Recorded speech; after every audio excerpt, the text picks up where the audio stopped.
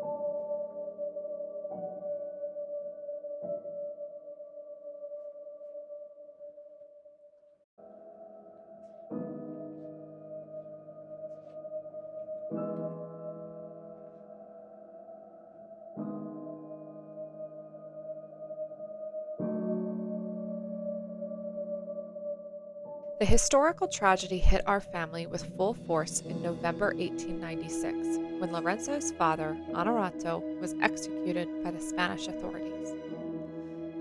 Lorenzo was just a young child, suddenly forced to shoulder the unimaginable trauma of a fractured household.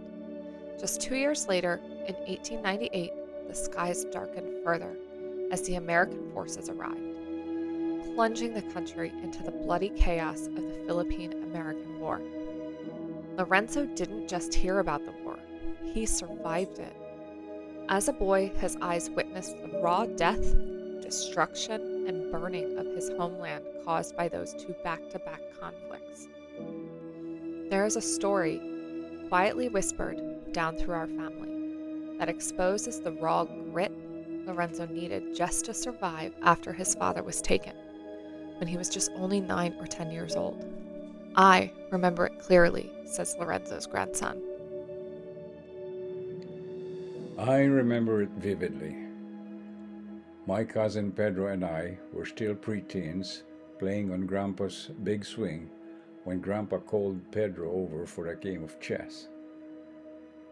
Pedro was one of the few who could really challenge him. Grandpa was probably on his 70s by then. A few days later, I saw Pedro again.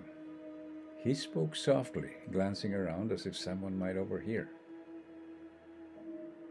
Grandpa told me something, he whispered, about when he was around our age. He leaned closer, his voice dropping. Grandpa said he used to walk bare feet every single day. He would ride a steamboat from Cavite to Manila early in the morning, pick up bundles of newspapers, and ride the boat back.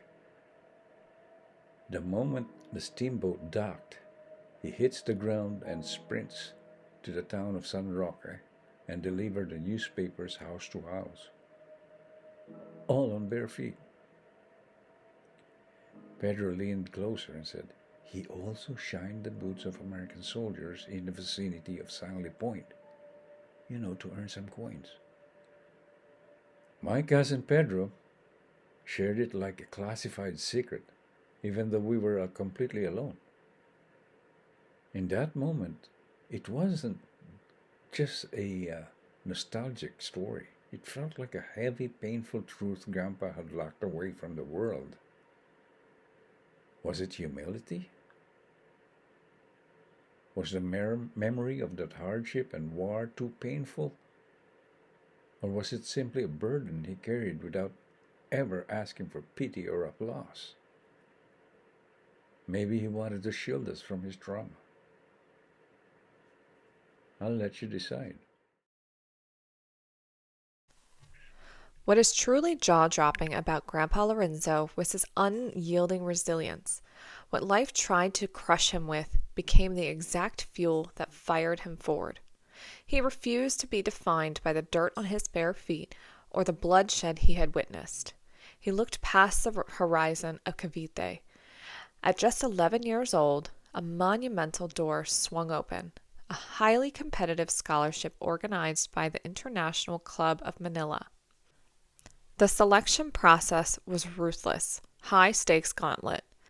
To even be considered, applicants had to pass rigorous examinations testing advanced English skills, both written and spoken fluently. This is an extraordinary barrier. The Philippines has been ruled by Spain for over 300 years. The entire population mainly spoke Spanish and Tagalog. English was brand new to the islands, yet an 11-year-old boy from the streets mastered it well enough to pass an elite examination. Out of a massive sea of applicants, only 3 were chosen. Lorenzo was the youngest. Unlike the other 2 scholars, Juan and Santiago, who were already 21-year-old fully grown adults, were sent to college, Lorenzo was selected to enter the high school level. The committee saw past his age. They saw an explosive, rare potential. He became the very first young Filipino student selected to be trained directly within the American education system. Picture him at 11 years old, a boy standing shoulder to shoulder with grown men twice his age, turning his back on everything familiar. He didn't leave because his life was easy. He left because he had already survived the worst life could throw at him. Across the ocean, a new world was awaiting.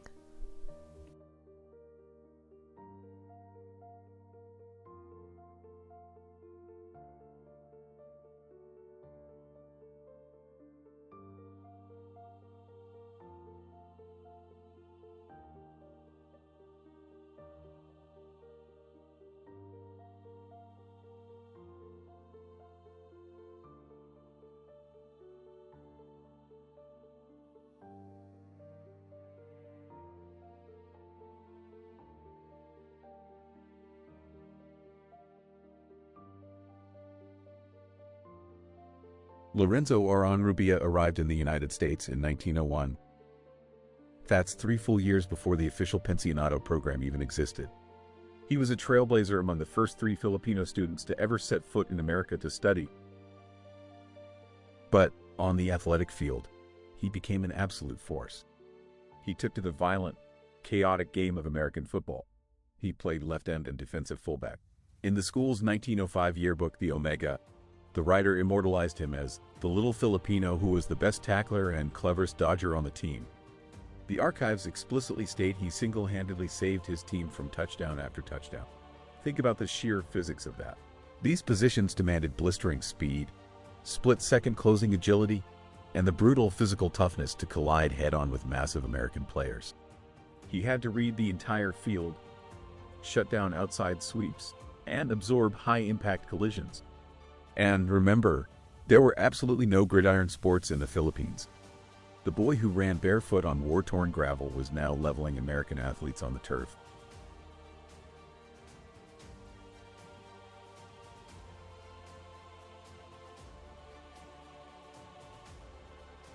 Lorenzo then brought that same grit to The Ohio State University to study civil engineering, this time under the pensionado program. He told family members back home that he played college football, but to the people in the Philippines at that time, the sport was unheard of. It sounded like a myth. At that time, professional American football in the U.S. didn't exist. College football was the absolute peak of athletic entertainment in America, a gladiator sport demanding maximum discipline, pain tolerance, and raw endurance. I uncovered a 1907 athletic record listing Lorenzo as an official varsity letter winner at Ohio State University during his sophomore year. Archival accounts reveal a high-stakes moment when he was called upon to substitute for an injured veteran at left end and defensive fullback, stepping directly into the trenches of high-level gridiron competition. Lorenzo's presence on the field was vital, securing his place in the lineup while the injured starter was sidelined. Earning a varsity letter at a massive football powerhouse like Ohio State represents an elite athletic achievement. It meant surviving grueling physical practices and proving you belonged on the field in high-impact, major college competition. For a young Filipino student to reach that athletic pinnacle in a foreign land was truly unprecedented, marking a historic first for the Filipino people.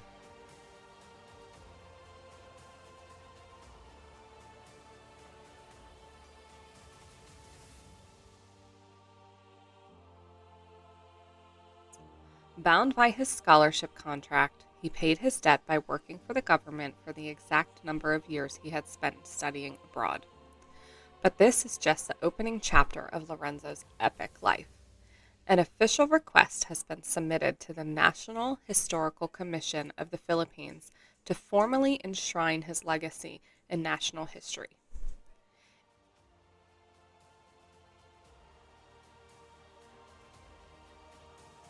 In our next episode, we will follow Grandpa Lorenzo back to the Philippine Islands, dive deeper into the world his father Honorato fought to survive in, and trace the descendants of those who migrated to the United States.